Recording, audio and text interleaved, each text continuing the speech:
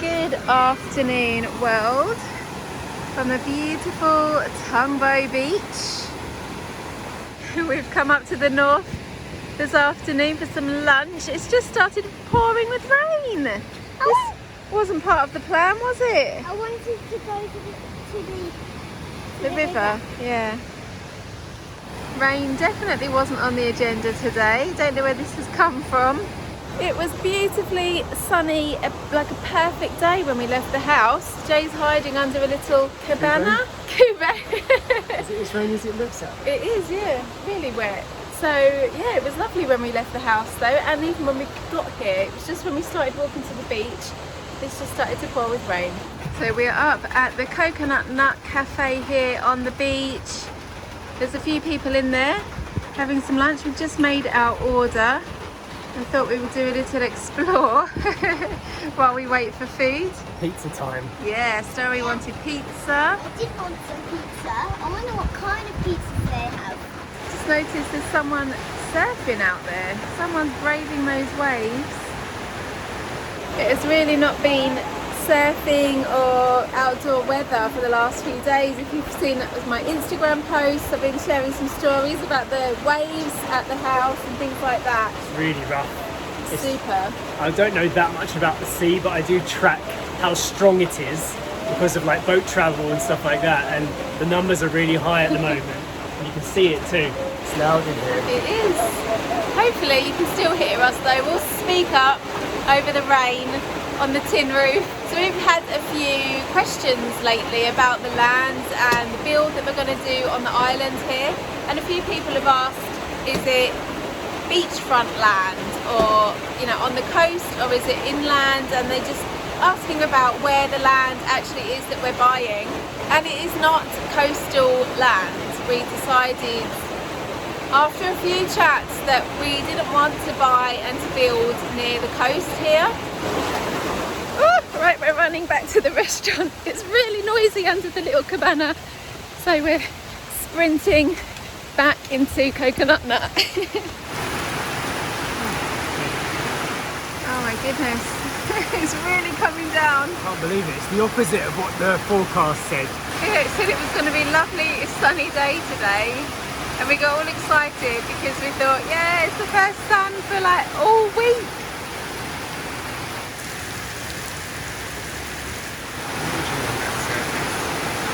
So it's kind of nice sitting inside the cafe now, listening to the rain coming down. It's quite relaxing actually. Oh right, food is starting to arrive, which is good because Story is very hungry. I am. You are. We are very hungry. We've just finished our lunch. Story got her cheeseless pizza, and I had a smoothie bowl which was mango and banana with some granola on top and some seeds and things. It was quite tasty. What have you Look at found? these funguses. Story's just found some massive fungi on the tree. They're big, aren't they? Yeah, they're ginormous. I wonder how long they've been growing for. 80 years. Well, I don't think that long. All right, the rain has stopped. We're going to head back down to the beach. So we've just realised the last time we were here, it was 3 months ago. Yeah. And Story's tooth came out, if you saw that video. Yeah. Last time we were here, Story, your tooth came out, didn't it? Yeah. And there was a whole wooden kubo here on the beach that we climbed up and we looked at the view. Yeah, remember I said I'm just going to check to see if it's safe to stand on it. Yeah. And then we stood underneath it, and that's when Story's tooth came out. And I was like, where is it? Yeah, it's completely gone. It's gone, yeah. There's nothing here at all anymore. So maybe the tide does come quite high up here, so maybe the tide reclaimed it, maybe. Smell that? The sea air. Yeah, it's really seaweedy. Yeah, the tide has come in a lot since we got here. You could walk across to the other side here, but this channel is completely full up now. Can't get across unless you plan on getting very wet.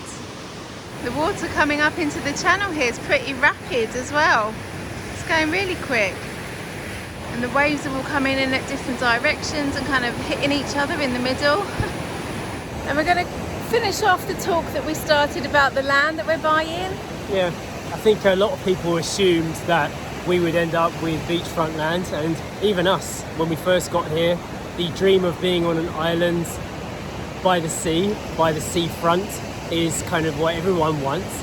And of course, you know, we had the storm and everything, but one of the main reasons why we decided against beachfront land in the end is because of how much the government has claimed back the land since the last 10 years.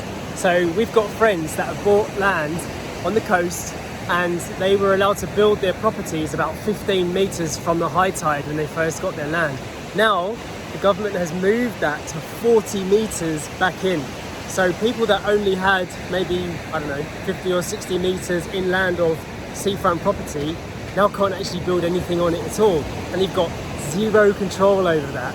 So even though you own the land up until the sea, you're not allowed to get any building permits, you can't start any businesses, you can't have a legal house on that piece of property. So despite the natural element of, you know, seafront land being pretty dangerous to me now, it makes me feel very comfortable. The idea that we could buy such a beautiful patch of land overlooking the coast and then be told by the government, actually you can't build on it, is something that made us consider very hard. Do we want this? Because it could change again. It could be 60 meters in about 5 years' time, couldn't it? I think with a kind of a dream home on a tropical island scenario, you just automatically picture that it would be on the beach. Because there is so much beach here, you know, you can't really go that far without being near a beach. But then also, of course, coastal properties come with their own problems, like anywhere, not just here on the island or in the Philippines, but any seaside house, even in the UK, they're going to have their own set of issues like by erosion. living by the sea. Like we've already gone through 2 air conditioners because of the salt air and like you go past seaside towns in the UK and the houses just look a bit worse, like the frontage of them. But if you don't upkeep like spot on the maintenance of it, the facades kind of fade and you get salty sea on the windows and the gutters break and things like that. So even your vehicles, like you need a lot more protection. It is very much different. The windows need extra protection because they expand and contract in a different way. So we've taken into consideration these things as well. We want the house to be slightly lower maintenance than a seaside property. And another thing, seaside land is so expensive. Yeah. It's like, I'd say 10 times more expensive than interior land. And this is just like the zonal value as well, like not just what the seller's price is, what the actual government set value of seaside land here is really pricey. So it does factor in when you're thinking of buying a property here. This little doggy is following us around. He's staying close by. What did we name him? I named him Scrap. Scrap. I wanted to call him Scrap. Scraps? Yeah. Oh, because he ate our scraps. Yeah. We fed him some of our French fries and a pizza crust, so he's very happy now. There's a couple more surfers come out to face these waves. Although a giant wave just came in and almost cut us off here, we had to just run back. Story nearly lost her shoes. They started floating away. I don't think she'd care. No, I don't think so. She didn't even know. So we are going into the Dajung Nature Park. It is about a 15-minute walk, we've been told, and 100 pesos each. This guy's going to take us around. Hi! Story's very excited. She can't keep still. One of my favourite sea animals is turtles. What, and there's turtles in here? Yeah. Really? Yeah. Okay, let's go. Yeah, I want to go. Alright, let's see what this is about. We've been up here a few times now and never ventured in. It was actually closed for quite a while during the pandemic. And straight away I'm hearing some lovely insect noises. Still hear the sea, but almost instantly coming in here we've got lovely insect noise. Can you hear that? Wow, this looks nice. Impressed already. Look at all this greenery. We're on our A way to bridge. the Bat Cave. Where? The Bat Cave. Bat Cave. Yeah. Oh wow. This is a pretty bridge, isn't it? Yeah. Is this where the turtles are I normally? don't know. Bat Cave first. Story's up front with the guide. And red dragonfly. Oh, alright. Oh my goodness. Oh wow, bats. Well, they're quite big, aren't they? Can you see them when you bend down? Bend down, Mummy. There's quite a few, isn't there? Yeah, there's a lot. Oh wow, look at them back there. I even saw those two at the Yeah. There's a strange smell in here actually. It smells a little bit plasticky. Maybe it's like a kind of bat smell.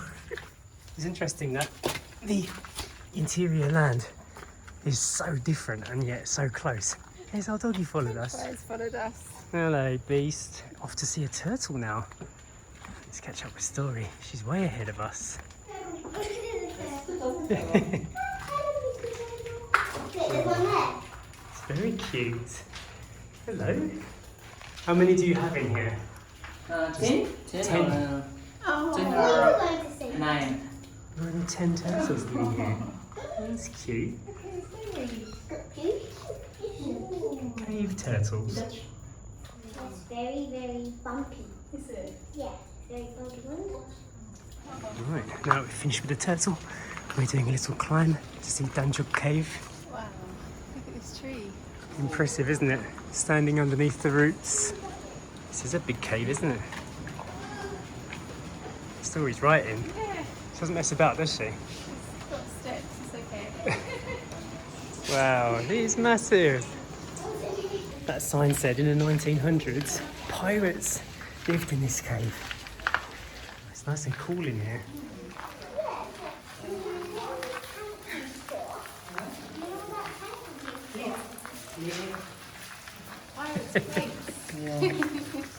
I'm getting soaked.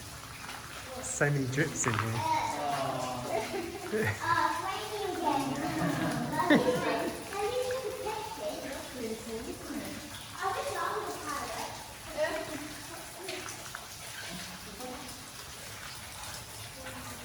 What's up there? The pirates sleep or something? Look, look. Pirate bedroom. Yeah. Pirate Cove. Pirate, come here. Just come here. Didn't expect to do any caving today. No. Oh, yeah. So come here. Right, now we're exiting the cave and we're going to go and see the overview. It's actually quite hot in there. Normally caves are really cold. Yeah. I was sweating. Scenery of the Pacific Ocean, the overlook. Last part of the tour. That's a nice shape. It's pretty. See? Ah, nice view. Wow. Right, the path continues. You have to duck down, go through, past this sign. It's slippery, isn't it? I should have put caving clothes on today. Ooh. Made it to the top. Let's have a look at that view. Wow. Very nice. Beautiful.